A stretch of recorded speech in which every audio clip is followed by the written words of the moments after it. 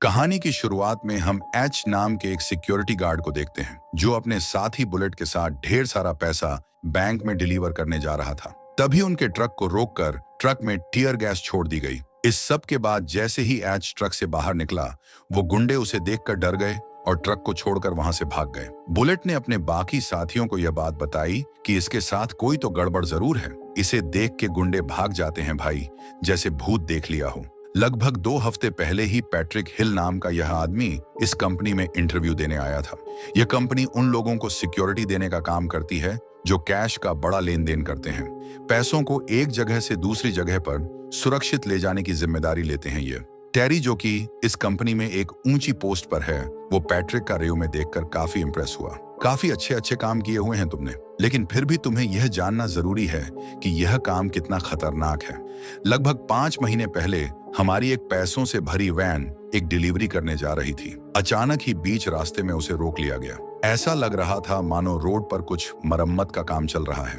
Workers ने एक truck van के सामने लगा दिया और वैन के चारों तरफ से चोरों ने उसे घेर लिया जो कंस्ट्रक्शन वर्कर्स के कपड़े पहने हुए थे।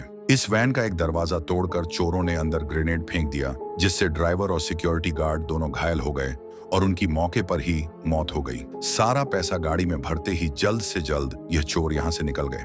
इसके बाद टेरी ने उससे पूछा कि यह सब जानने के बाद भी नौकरी करना चाहते हो, जिस पर पैट्रिक ने हामी भरी।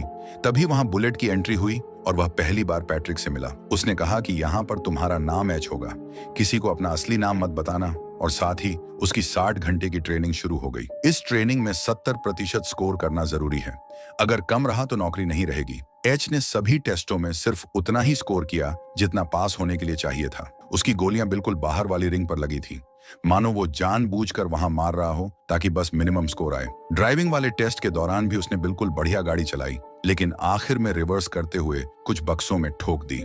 बुलेट ने एच को अपनी टीम से मिलवाया, जिसका नाम है फार्मूला 1। ये लोग अजीब और गरीब नाम इसलिए इस्तेमाल करते हैं ताकि कोई भी किसी को जानता ना हो। ये लोग बहुत ज्यादा पैसे को एक जगह से दूसरी जगह ले जाने का काम करते हैं, इसीलिए ये लोग अपने असली नाम इस्तेमाल नहीं करते ताकि कोई भी इनकी किसी तरह की कमजोरी ना पकड़ सके।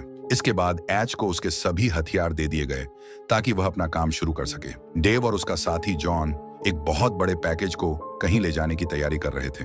बुलेट भी उनके साथ जाने वाला था, लेकिन जाने से पहले उसने ऐन वक्त पर जॉन की जगह एच को साथ ले लिया।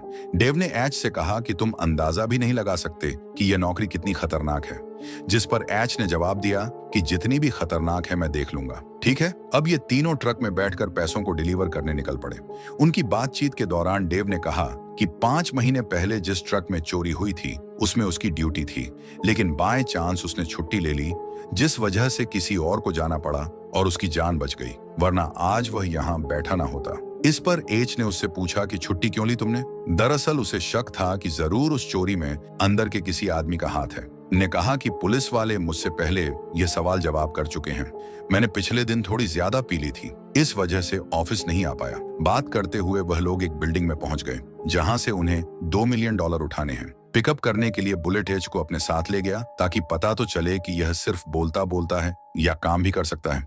पैसे उठाकर वो लोग जल्दी से अपने डिपो में वापस आ गए। यहाँ काफी सिक्योरिटी थी। इस डिपो में काम करने वाले हर एक आदमी को सिक्योरिटी चेक से गुजरना पड़ता है।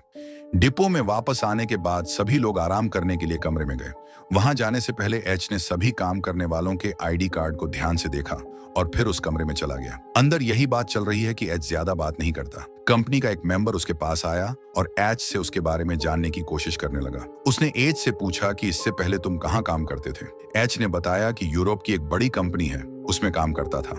साथ ही उसने बात वहीं खत्म कर दी और उस आदमी से जाने को कहा। इस आदमी को एच की यह बात बहुत बुरी लगी और इस घटना के बाद तो सबको ही एच के ऊपर बहुत ज्यादा शक होने लगा। अगले दिन एच, डेव और बुलेट एक छोटा सा अमाउंट डिलीवर करने गए, लेकिन वहां बुलेट को बंदी बना लिया गया और उन्होंने ट्रक में रखे हुए $1 करोड़ की डिमांड की। इस घटना से डेव बहुत ज्यादा घबरा गया और उसने कहा कि डिपो के रूल्स के हिसाब से हमें यहाँ से चलना चाहिए। वो अपने आप छुड़वा लेंगे बुलेट को, लेकिन जिन लोगों ने बुलेट को बंदी बनाया था उन्होंने सीधी सीधी धमकी दी कि अगर तुम दोनों में से कोई भी यहाँ से गया, लोग बुलेट का काम तमाम कर देंगे। अभी इसी वक्त कोई बातचीत नहीं होगी किसी से। एच ने डेव से कहा कि हम दोनों को ही दुश्मनों का सामना करना होगा। बाकी सही तो यही रहेगा कि पैसे देकर बुलेट को छुड़वा लेते हैं। बुलेट की जान ज्यादा कीमती है पैसों से, और वो किडनैपर्स भी डेव को मजबूर करने लगे पैसे अंदर लेकर आने के लिए। किडनैपर्स ने डेव को पूरी इंस्ट्रक्शंस दी कि कहां पर आना है।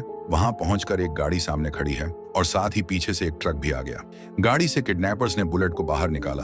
उन्होंने डेव से सीधे तौर पर कहा कि सारा पैसा पीछे खड़े ट्रक में डाल दो और कोई भी होशियारी दिखाने की कोशिश मत करना। पैसे एक ट्रक से दूसरे में पहुंचाने की जिम्मेदारी एच ने ली और उसने डेव से शांत रहने को कहा। एच ने सारा पैसा अपने ट्रक से दूसरे में फेंकना शुरू किया। बुलेट को बाहर इसीलिए निकाला गया था ताकि अगर कोई भी चालाकी हो तो यह लोग उसे मार दें। एच ने एक बैग जानबूझकर अंदर डालने की बजाय बाहर फेंक दिया, जिसके बाद एक किडनैपर उस बैग को ट्रक में रखने के लिए बाहर आया। जिसके बाद एच ने बड़ी चालाकी से अपनी बंदूक निकालकर उसे गोली मार दी, जिसके बाद उसने बहुत आराम से एकदम हीरो स्टाइल में सभी किडनैपर्स को एक एक करके मार दिया, जैसे उसे इस काम का कुछ ज्यादा ही एक्सपीरियंस हो। ट्रेनिंग के दौरान तो उसकी गोलियां सबसे बाहर वाले सर्कल में लगी थी, लेकिन अब तो सबके माथे के बीच में गोली मारी थी उसने। किडनैपर्स के बॉस का पीछा करते हुए एच एक वेयर हाउस में पहुंचा। उसने किडनैपर से सीधे सीधे पूछा कि तुम किसके लिए काम करते हो। वह आदमी कोई सीधा जवाब नहीं दे रहा था, जिससे खींचकर एच ने उसे सीधी गोली मार दी। बुलेट और डेव पीछे से आए और यह देखकर दंग रह गए कि किस तरह एच ने पूरी गैंग का सफाया कर दिया, वो भी अकेले। इस घटना के बाद पुलिस एच से इंटेरोगेशन करने लगी कि वो किसी दूसरे देश का सीक्रेट एजेंट तो नहीं है, जो उसने इतनी आसानी से पूरी गैंग का सफाया करके रख दिया। इस पर एच ने कहा कि नहीं सर, ऐसा कुछ नहीं है, मेरा तो तुक्का बैठ गया, गलती से गोली निशाने पर लग गई सारी।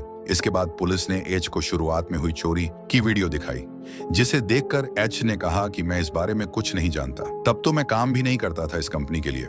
बाहर आने पर एच के सीनियर ने उसे बताया कि अब 1 महीने के लिए तुम्हें डेस्क जॉब करनी होगी, क्योंकि यह कंपनी की पॉलिसी है। हम नहीं चाहते कि तुम डिप्रेस होकर कुछ गलत कदम उठा लो। एच ने अपने सीनियर से पूछा कि क्या तुम्हें मैं डिप्रेस लग रहा हूँ।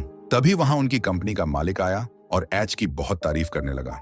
उसने सीनियर से कहा कि कंपनी को तो ऐसे ही लोगों की जरूरत है। ये कोई टेबल पर बैठ के काम करने वाला आदमी लगता है तुम्हें? औलाद की औलाद है ये। तभी उस पुलिस वाले ने, जो एज से बात कर रहा था, अपने सीनियर को फोन करके बताया कि ये वही है जिसकी तलाश ब्यूरो को 25 साल से है। लेकिन बॉस ने कहा कि अभी के लिए कोई एक्शन मत लेना और इसे जो कर रहा है अभी करने दो। ऑफिसर्स ने कहा कि अगर सब कुछ जानते बूझते हुए भी सर इसे यहाँ रहने दिया और कुछ उल्टा फुल्टा हो गया तो फिर डिपार्टमेंट की तो बदनामी होगी। लेकिन उसके बॉस ने कहा कि ऐसा कुछ नहीं होगा, ये यहाँ पैसों के लिए नहीं आया, ये जो भी करने आया है वह इसे करने दो।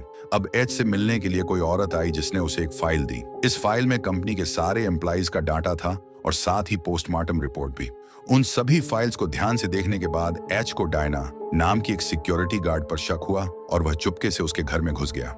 उसने बंदूक की नोक पर डायना से कुछ सवाल पूछे। उसने डायना के घर पर रखे हुए कैश को देखकर पूछा कि इतने पैसे कहां से आए तुम्हारे पास। डायना ने यह पैसे एक शराब की दुकान से चुराए थे, ताकि रिटायर होने के बाद यह पैसे उसके काम आ सके। डायना ने बताया कि मैंने अपनी जिंदगी में पहली और आखिरी बार ऐसा कुछ किया है। इसके बाद एच ने उससे पूछा कि अगर तुम्हें कुछ भी पता है तो बता दो, वरना अगर मुझे बाद में पता चला तो ठीक नहीं होगा तुम्हारे लिए। जिस पर डायना ने मना कर दिया कि मुझे कुछ नहीं पता, और एच ने भी उसे बस चेतावनी देकर छोड़ दिया। इसके बाद हम समय में 5 महीने पीछे जाते हैं। एच अपने बेटे डगी के साथ कहीं जा रहा था। तभी उसे एक आदमी का फोन आया, जिसका नाम है माइक। माइक वही आदमी है जो कुछ वक्त पहले अभी ट्रक लूटने आया था और फिर एज को देख के भाग गया था। दरअसल माइक फर्टिगो कंपनी के एक ट्रक की लोकेशन का पता लगाना चाहता था। माइक ने इस काम के लिए पहले किसी और को भेजा था, लेकिन उसका रास्ते में एक्सीडेंट हो गया और अब यह काम एच को दिया गया। एच और उसका बेटा गाड़ी में बैठकर फर्टिगो के डिपो में पहुंचे। अपने बेटे को गाड़ी में ही छोड़कर उसके लिए खाना लेने के बहाने एच बाहर गया, ताकि वह फर्टिगो के ट्रक पर नजर रख सके। एच को सिर्फ इतना माइक को बताना है कि यह ट्रक दाएं वाले रास्ते से जाएगा या बाएं वाले। माइक को लोकेशन और डायरेक्शन बताने के बाद एच ने फोन काटा और खाना लेकर अपने बेटे के पास चला गया। तभी जैसे ही फर्टिगो का ट्रक थोड़ा आगे जाकर एक ब्रिज के नीचे पहुंचा, जहां एच की गाड़ी भी लगी हुई थी, उस ट्रक पर वहीं अटैक हो गया। चोर इस ट्रक से सारा पैसा लूटकर वहां से जाने ही वाले थे, लेकिन तभी उनकी नजर एच के बेटे पर पड़ गई, जिसने यह लूट होते हुए देख ली थी और अब वह इस चोरी का चश्मदीद गवाह बन चुका था। इस सबूत को मिटाना जरूरी था, इसीलिए एक चोर वहां पर गया और एच के बेटे को गोली मारकर खत्म कर दिया। एच भागकर इस चोर की तरफ आ ही रहा था कि तभी एक चोर ने बहुत सारी गोलियां उसके ऊपर बरसा दी। एच घायल होकर नीचे गिर गया, लेकिन उसने इस चोर की शक्ल अच्छे से देख और पहचान ली। इस हादसे में एच की जान तो बच गई, लेकिन उसके बेटे की मौत हो गई। एच की पत्नी ने अपने बेटे की मौत का जिम्मेदार उसे ही ठहराया और यहाँ हमें पता चला कि एच एक बहुत बड़ी गैंग का लीडर है और जिन लोगों ने इस ट्रक को लूटा और उसके बेटे की जान ली, दूसरी गैंग थी। इस हादसे के बाद एच की पत्नी उसे हमेशा के लिए छोड़कर चली गई। इसके बाद एच ने अपनी गैंग के सभी लोगों को इस दूसरी गैंग को ढूंढने के काम पर लगा दिया। एच की गैंग ने आसपास की सभी गैंग्स को पकड़कर उन्हें खत्म करना शुरू कर दिया। यह पता लगाने की उन्होंने पूरी कोशिश की कि आखिर इस सब के पीछे कौन था, लेकिन कुछ हाथ नहीं लगा।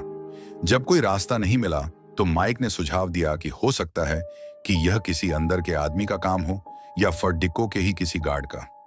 एच ने कहा कि वह बहुत परेशान है और कुछ दिनों के लिए सबसे दूर लंदन जाना चाहता है ताकि उसका मन थोड़ा शांत हो। लेकिन असल में एच अपनी फेक आइडेंटिटी बनवाने में लग गया और उसने अपना नया नाम इस आईडी में पैट्रिक हिल रख लिया। इसी के साथ एच ने अपने बेटे की पोस्टमार्टम रिपोर्ट निकलवाई।